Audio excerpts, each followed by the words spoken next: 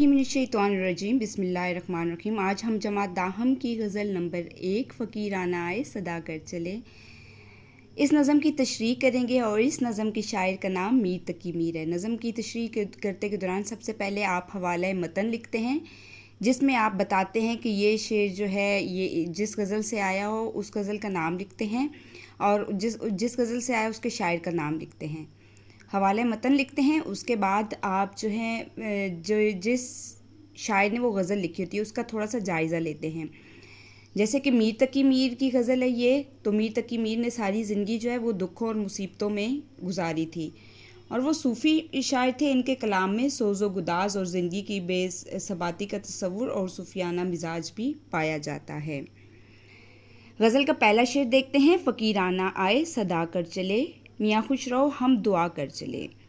तो ये गज़ल का जो पहला शेर होता है उसको मतला कहते हैं, लेकिन मतला भी उस सूरत में कहते हैं जब दोनों मिसरे हम काफ़िया और हम रदीफ़ हों। हम काफ़िया का मतलब है कि दोनों की जो है वो सेम जो है, यानी कि सदा और दुआ ये हम काफ़िया हैं, और कर चले जो उसके बाद आते हैं अल्फाज उनको वैसे का वैसा दोहराया जाना रदीफ़ कहलाता है। अगर जो है गज़ल का पहला शेर हम काफ़िया और हम रदीफ़ ना हो तो वो गज़ल का पहला शेर तो होगा लेकिन वो मतला नहीं होगा। तो फ़कीराना आए सदा कर चले, मियाँ खुश रहो हम दुआ कर चले, ये है गज़ल का पहला शेर। इसकी तशरीह देखते हैं कि मीर तकी मीर ने सारी ज़िंदगी दुखों और मुसीबतों में गुजारी है। इस शेर में शायर ने अपने कलंदराना मिजाज की अक्कासी करते हुए कहते हैं कि अगर अहले खाना सखावत के जज्बे से सरशार हों तो इसे भीख के तौर पर कुछ ना कुछ मिल ही जाता है। शायर की नज़र में दुनियावी ज़िंदगी की कोई अहमियत नहीं है। इंसान थोड़ी सी मुद्दत के लिए इस दुनिया में आता है। हम भी फ़कीरों की तरह इस दुनिया में बहुत से थोड़े से अरसे के लिए आए हैं। अब तो हम जा रहे हैं और तुम खुश रहो। शायर कहता है कि ए महबूब हम भीख मांगने वालों की तरह तेरे दर पे आते रहे, यानी कि शायर अपने महबूब से मुखातिब है कि हम तेरी मोहब्बत जो है वो भीख मांगते रहे, हम तेरे दर पर आते रहे और हमने मोहब्बत की भीख के लिए सदा लगाई, यानी कि आवाज़ लगाई। तू अगर मुझ पर रहम खाकर मोहब्बत की थोड़ी सी भीख हमारी झोली में डाल भी देता तो तुम्हारी मेहरबानी थी। अगर तुमने भीख ना भी डाली तो फिर भी हम यही करेंगे, यानी कि हम बुरा नहीं करेंगे तुम्हारे हक़ में, तुम्हें दुआ ही देंगे कि खुश रहो और हम ज़िंदगी को खैराबाद कहकर इस दुनिया से जा रहे हैं। इस शेर में फ़कीर से मुराद अल्लाह के नेक बंदे हैं या फिर फ़कीराना आजाना तौर पर, इनकसारी के तौर पर। तो भी कुछ मफ़हूम यूँ होगा कि हम फ़कीरों का काम हक बात कहना था, वो हम कहकर चले गए, गोया हम अपने फ़र्ज़ अदा करके इस दुनिया को छोड़कर जा रहे हैं। गज़ल का दूसरा शेर देखते हैं। जो तुझ भी न जीने को कहते थे हम, सो इस अहद को अब वफ़ा कर चले। इस शेर में जो शायर हैं मीर तकी मीर, वो कहते हैं कि आपने महबूब से मुखातिब होकर कि हम तुमसे कहते थे कि हम तुम्हारे बगैर इस दुनिया में नहीं रह सकेंगे, तो अब हमारे इस वादे को वफा करने का वक्त आ गया है। अब हम इस दुनिया से जा रहे हैं, तुम भी देखो कि हम तुम्हारे कितने वफादार हैं। शायर ने ये बात क्यों की है? क्योंकि शायर मीर तकी मीर इस शेर में अपने मजाजी महबूब से जब ये कहता है, क्योंकि उसके मजाजी महबूब ने उससे बेवफाई की और उसको छोड़कर चला गया था। तो शायर कहते हैं कि तुम तो छोड़कर चले गए हो और मैंने तुम्हें कहा था कि मुझे छोड़कर नहीं जाना, मैं तुम्हारे बगैर नहीं रह सकूँगा।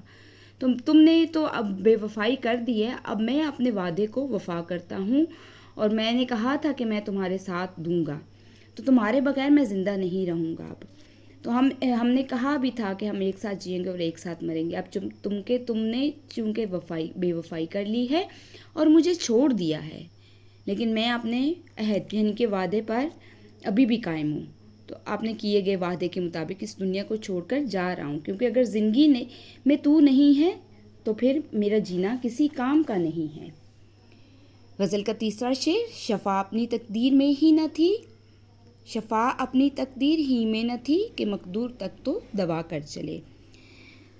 अपने गज़ल के इस शेर में मीर अपने महबूब की बेरुखी और बेवफाई का जिक्र करते हुए कहता है कि ए महबूब, मेरी किस्मत में तेरी मोहब्बत ना थी, तुझे पाने के लिए मैंने लाख जतन किए, तुझे राज़ी रखने के लिए हर मुमकिन कोशिश की, लेकिन मैं नाकाम रहा। जिस तरह مریض بیماری سے بچنے کے لیے علاج کرتا ہے اور اس کے مقدر میں شفا ہو تو وہ صحت یاب ہوتا ہے، یعنی کہ اگر وہ صحت یاب ہوگا یہ تبھی وہ مریض صحت یاب ہوگا جب شفا اس کی تقدیر میں لکھی ہوگی۔ تو شاعر کہتے ہیں کہ میں بھی مریض عشق ہوں، یعنی کہ میرا جو مرض ہے وہ عشق ہے۔ میں نے اس بیماری سے شفا پانے کی بھرپور کوشش کی، لیکن میرے نصیب میں کھوٹے سکے تھے۔ اس کا مجھے بہت غم ہے، لیکن میرے دل کو اتنی تسلی تو ضرور ہے کہ کم از کم میں اپنے بساط کے مطابق کوشش تو کی تھی، اور آگے جو ہے وہ جو اللہ کو منظور ہے۔ غزل کا شعر نمبر 4 دیکھتے ہیں۔ جبھی سجدہ کرتے ہی کرتی گئی، حق بندگی ہم ادا کر چلے۔ تو یہ ہے غزل کا شعر نمبر 4۔ میر تقی میر صوفی منش شاعر تھے۔ ان کے کلام میں سوز و گداز، زندگی کی بے ثباتی کا تصور، صوفیانہ مزاج پایا جاتا ہے۔ اس شعر میں انسان کے متعلق بیان کرتے ہوئے کہا گیا ہے کہ انسان کے پیدا ہونے سے لے کر انسان کے مرتے دم تک انسان اللہ تعالیٰ کی ہزار لاکھوں نعمتوں سے فائدہ اٹھاتا ہے، لیکن اس کے باوجود اللہ کا شکر ادا نہیں کرتا۔ جس ذات نے یہ سب نعمتیں عطا کی ہیں اس کو ہی بھول جاتا ہے۔ اور میر نے اس شعر میں اپنے مجازی محبوب سے گلہ کرتے ہی کہا ہے کہ آداب محبت کا اولین فریضہ تو محبوب کی اطاعت ہے، اس لیے میں تیری محبت کا حق پورا کر چکا ہوں۔ اے محبوب، میں تیری ہر خواہش پوری کی ہے اور تیرا ہر حکم مانتا ہے، لیکن تو نے پھر بھی بے وفائی کی اور میری قربانیوں کا صلہ مجھے نہیں دیا ہے۔ تو شاعر کہتے ہیں کہ میں نے جو ہے اپنی پیشانی میں ہر سجدے میں تجھے مانگا اور میں ہر وقت جھکا رہا اور ہر وقت بندگی کا حق ادا کرتا رہا، لیکن ہمیں چاہیے کہ ساری عمر جو ہے وہ سجدے کریں تب بھی حق بندگی ادا نہیں کر سکتے ہیں، لیکن ہم اپنی جانب سے یہ حق ادا کرنے کی کوشش کرتے ہیں۔ یا اس شعر سے یہ بھی مراد ہو سکتی ہے، اللہ تعالیٰ نے انسان کو اپنی عبادت کا حکم دیا ہے، لیکن وہ اپنے یہ فرض ادا کرنے میں سستی کرتا ہے۔ انسان اللہ کی عبادت حق پوری طرح ادا تو نہیں کر سکتا، لیکن اس سے اپنی ہمت اور توفیق کے مطابق اللہ کی عبادت ضرور کرنی چاہیے۔ تو شاعر کہتے ہیں کہ انہوں نے اپنے خالق کی نعمتوں کا شکر ادا کرنے کے لیے اپنی پیشانی کو یعنی کہ ماتھے کو ہمیشہ اللہ کے حضور سجدے میں رکھا ہے، اپنی توفیق کے مطابق اپنی ساری زندگی عبادت میں بھی گزاری ہے۔ اس لیے اس بات پر فخر ہے کہ انہوں نے اللہ کی عبادت کا حق ادا کر دیا ہے۔